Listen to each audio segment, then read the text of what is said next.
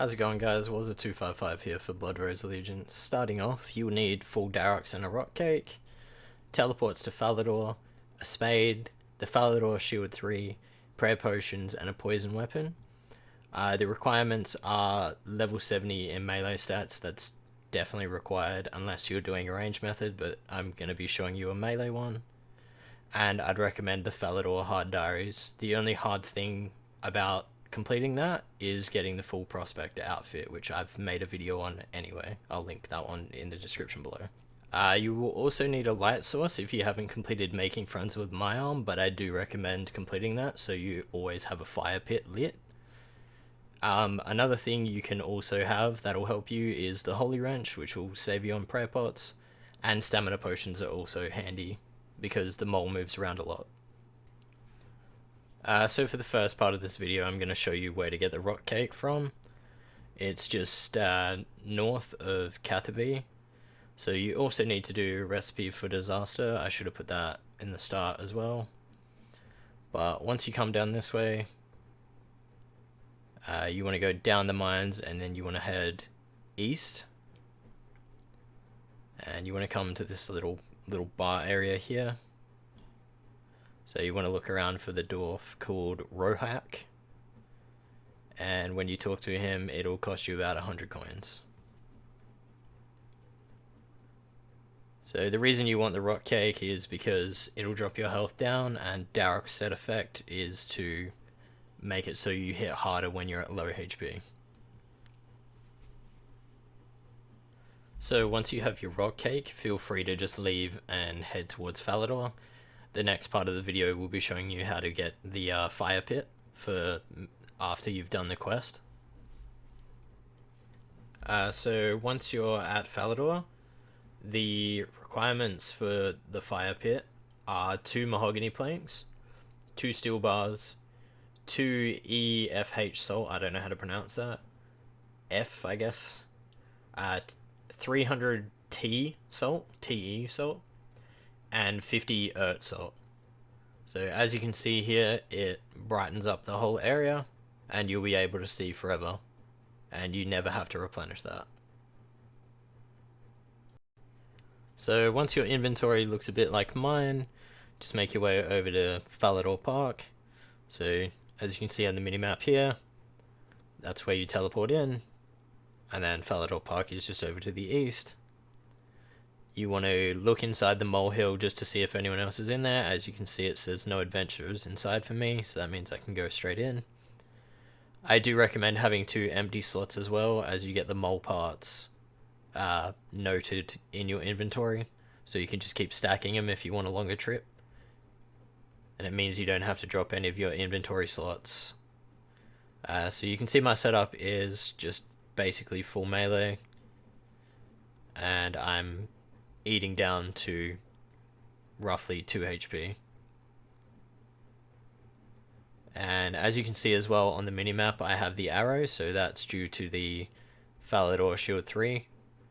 If you don't have it, you won't be able to find the mole as easy, it won't appear on your minimap.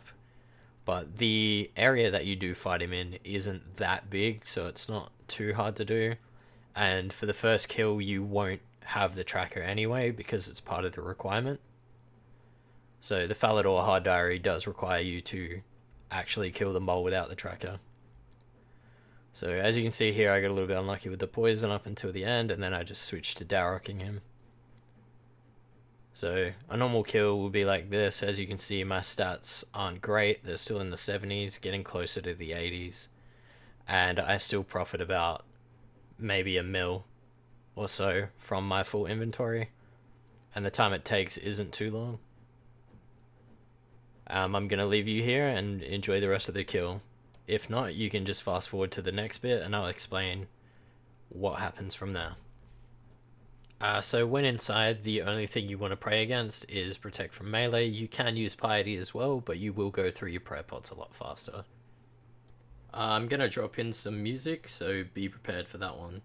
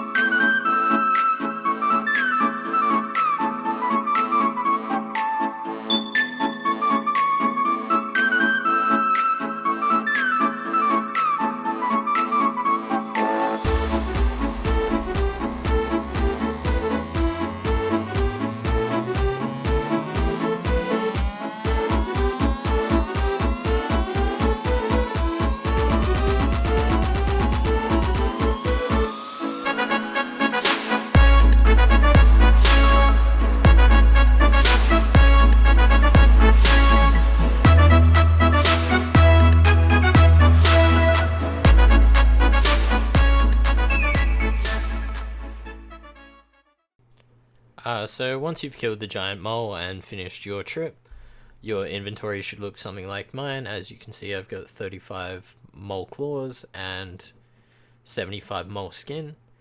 So you just want to run back to Falador Park, and you want to walk over here and talk to Wyson the gardener.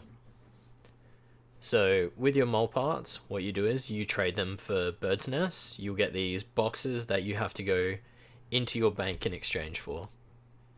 So you've got ones with rings, ones with seeds, and just empty bird's nests. Overall, you will probably profit from the seeds that you get. So it's good to change them over. So as you can see here, I'm at the Grand Exchange, and these are all the boxes. So once you take them all out, you can then extract the items from them. So this first one's seeds. Next one's just empty bird's nests. And the last one's rings. So from here, you just want to empty them all and see what ones make profit. And you also want to get out a pastel and mortar. And that'll allow you to crush the bird's nest and make money that way. If not, you can just keep them for herb lore as well. So not too good with the seeds on that one, but usually you do break even or get more profit. So with the next clip, so this is my overall profit that I made at the end of this. As you can see, I'm just finishing up the last of my bird's nests, and I'll sell them on the GE and give you the total price.